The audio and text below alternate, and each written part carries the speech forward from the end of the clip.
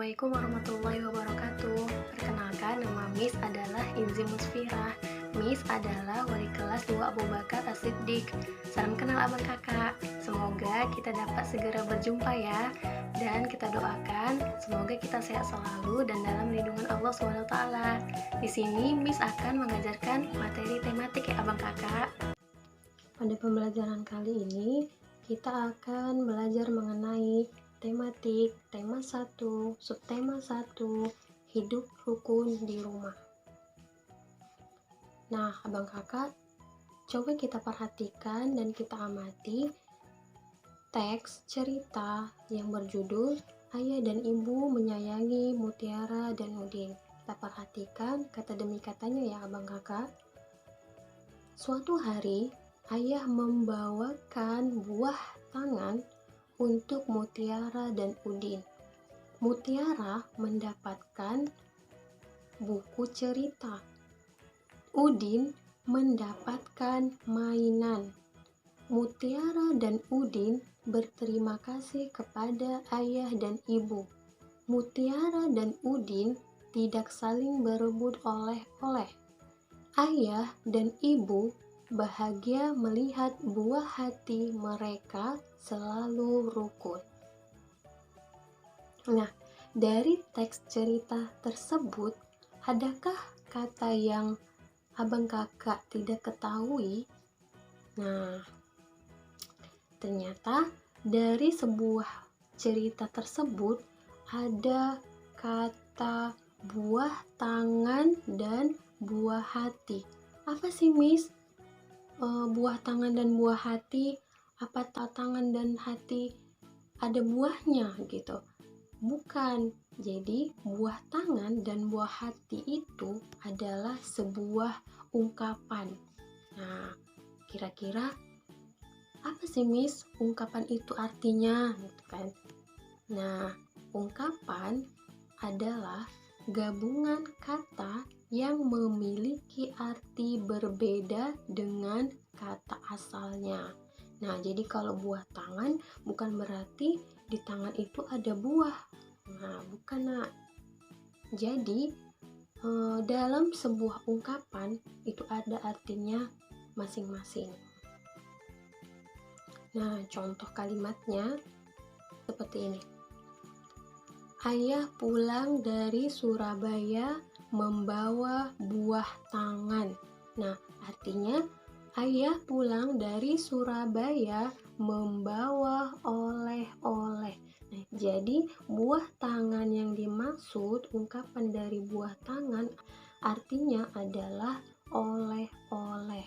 Nah, selanjutnya contohnya Hafiz adalah buah hati orang tuanya.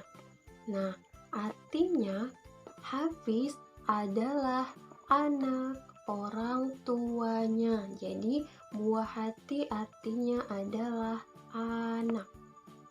Ini ada sebuah percakapan antara Udin dan Mutiara. Nah, dari percakapan ini terdapat beberapa ungkapan di dalamnya. Nah, untuk mengetahuinya, mari kita baca bersama-sama ya kakak abang. Udin berkata, buku kakak banyak sekali. Mutiara menjawab, kakak memang senang membaca buku. Wah, kakak memang pantas dijuluki kutu buku, kata si Udin. Ayo, kamu juga harus rajin membaca. Ini adalah buku cerita bagus, judulnya Bintang Lapangan, kata Kak Mutiara. Ceritanya tentang apa, Kak? Tanya si Udin. Cerita tentang pemain sepak bola yang rendah hati, meskipun sudah terkenal, kata Mutiara. Berarti dia tidak besar kepala ya, Kak? Kata si Udin. Terima kasih ya, Kak. Saya boleh meminjam buku kakak? Sama-sama, Dik, jawab Kak Mutiara. Nah, ada beberapa ungkapan yang terdapat dalam percakapan. Apa saja? Nah, yang pertama ada kutu buku. yang kedua ada bintang lapangan, yang ketiga ada rendah hati, yang keempat ada besar kepala. Nah, jadi keempat ungkapan ini memiliki arti yang berbeda-beda. Nah, apa saja abang kakak? Kita lihat. Yang dimaksud kutu buku artinya adalah orang yang suka membaca. Jadi jika abang kakak mempunyai adik atau abang yang gemar sekali membaca buku, maka dia dapat dijuluki dengan ungkapan kutu buku. Nah, kemudian ada bintang lapangan yang artinya pemain terbaik. Lalu ada rendah hati yang artinya tidak sombong. Kemudian ada besar kepala yang artinya sombong. Di sini ada percakapan antara ayah Udin dan Mutiara. Nah, ayah si Udin berkata begini kepada Udin dan Mutiara, "Anak-anak, ayah membawa buah tangan." Nah, buah tangan ini adalah sebuah ungkapan. Lalu bagaimana seharusnya Udin dan Mutiara menjawab percakapan yang dimulai oleh ayah? Nah, jadi Udin menjawab dengan "Hore, saya dapat oleh-oleh." Nah, dari sini Udin sudah mengerti apa itu arti dari buah tangan, yaitu ya oleh-oleh. Kemudian Mutiara menjawab dengan "Terima kasih ayah untuk oleh-olehnya." Oleh-oleh tersebut disimpan oleh si Udin dan Mutiara. Mutiara menyimpan buku hadiah dari ayahnya di sebuah rak buku. Nah, coba kakak abang perhatikan rak-rak buku yang ada di gambar ini. Nah, buku-buku tersebut kan tersusun rapi. Berapa banyak buku yang ada di rak-rak tersebut? Gimana sih abang kakak cara menghitungnya dengan mudah? Nah, di sini kita akan belajar cara menghitung buku yang ada di rak. Nah, jika buku yang di rak itu dia sendiri, maka dia satuan, disebut satuan, ditulis dengan angka 1. Nah, jika dalam rak tersebut terdapat satu kelompok buku atau satu tumpukan buku, ini berjumlah 1, 2, 3, 4, 5, 6, 7, 8, 9, 10. Nah, berarti satu kelompok buku ini terdiri dari 10 buku yang dapat dikatakan atau diartikan dengan satu puluhan, dituliskan dengan 10. Nah, kalau yang di bawah ini bagaimana, Miss? Kita lihat dulu berapa tumpukan yang ada di gambar. Nah, kita hitung. Satu tumpukan berarti 10, ditambah 2 tumpukan 20, ditambah 10 30, ditambah 10 40, ditambah 10 50, ditambah 10 lagi 60, ditambah 10 lagi 70, ditambah 10 lagi 80, ditambah 10 lagi 90, dan terakhir ditambah 10 lagi 100. Jadi dalam 10 kelompok ini ada 100 buku yang dikatakan dengan ratusan. Nah, kemudian ada lagi contoh dari gambar ini. Ini ada berapa tumpukannya? Ada 1, 2, 3, 4, 5. Ada 5 tumpukan. Berarti ada 50-an. Sama dengan 50. Nah, di sampingnya ada beberapa buku lagi. ada 7 buku katanya. Berarti 50 ditambah 7 buku sama dengan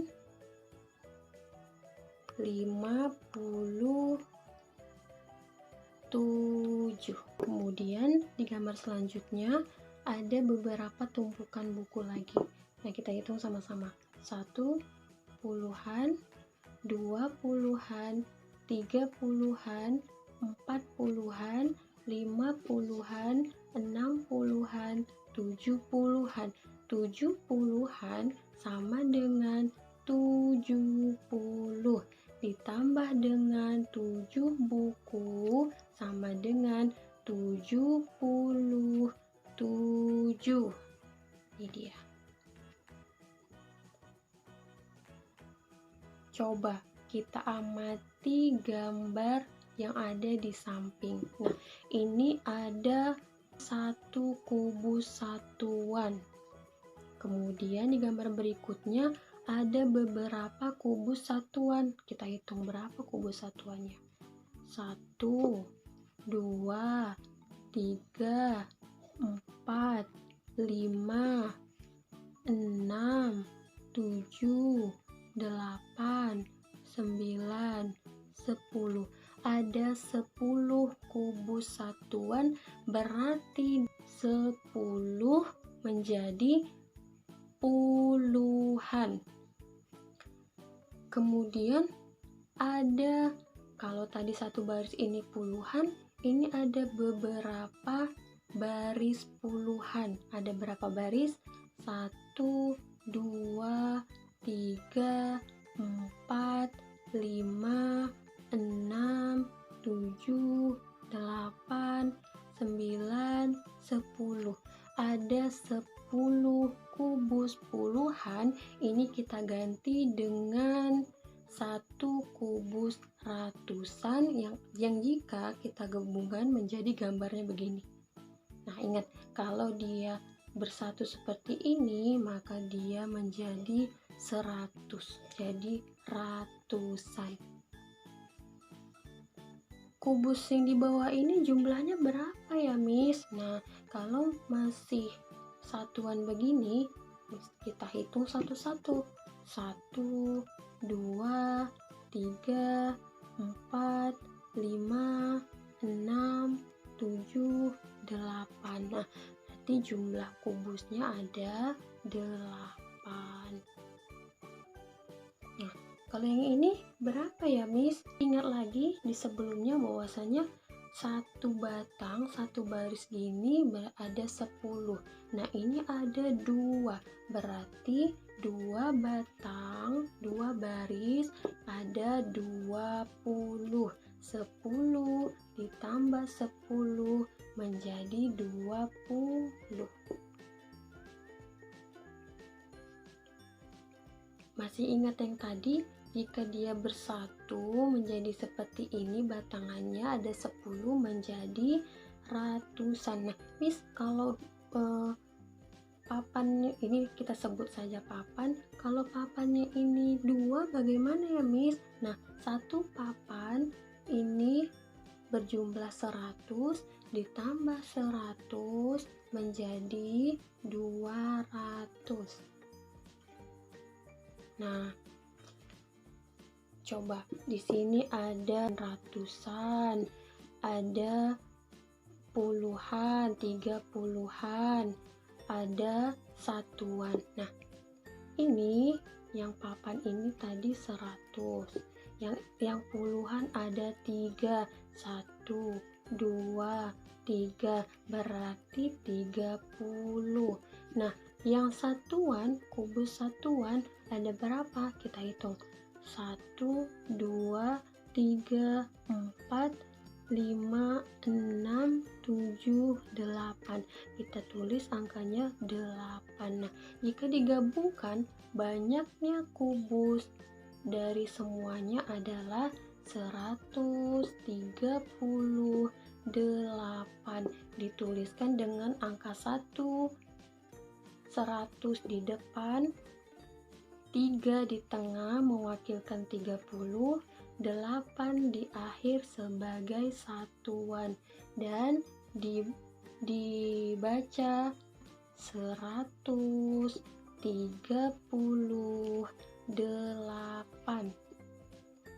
Kalau yang ini berapa, Miss? Nah, ini ada satu papan. Satu papan itu tadi 100. Berarti kita tulis angka 100.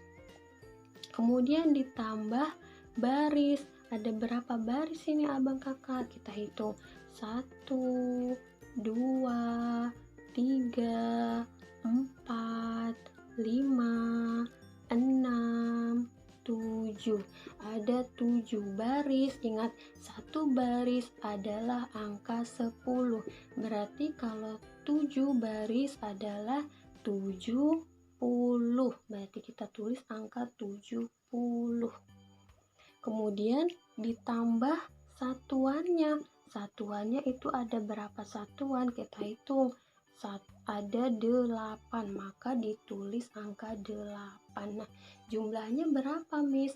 100 ditambah 70 ditambah 8. Berapa, Miss? Kita tulis di yang kosong ini. Nah, 100-nya kita buat angka 1 di depan, 70-nya kita buat angka 7 setelah 1 dan 8 di paling akhir setelah angka 7. Banyaknya kubus ada 178. Ditulis 178 dan dibaca menjadi 178. Sekarang kita lanjut ke pola irama.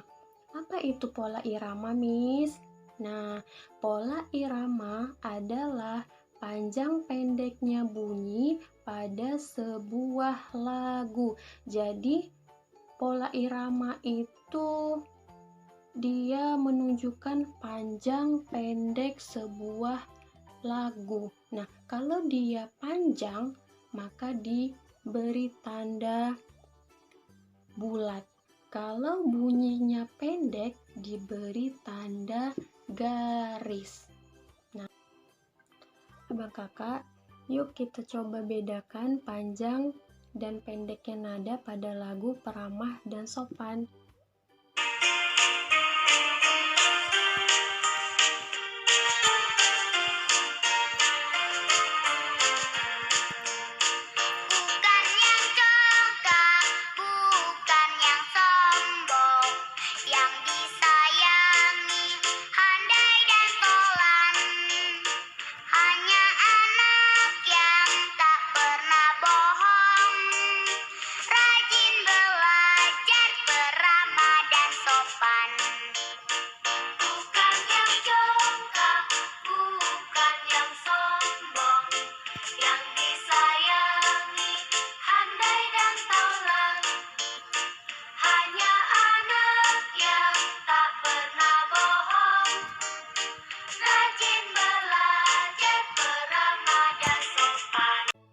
Nah, jadi itu adalah lagu tentang peramah dan sopan. Kemudian, coba abang kakak lihat gambar apakah ini?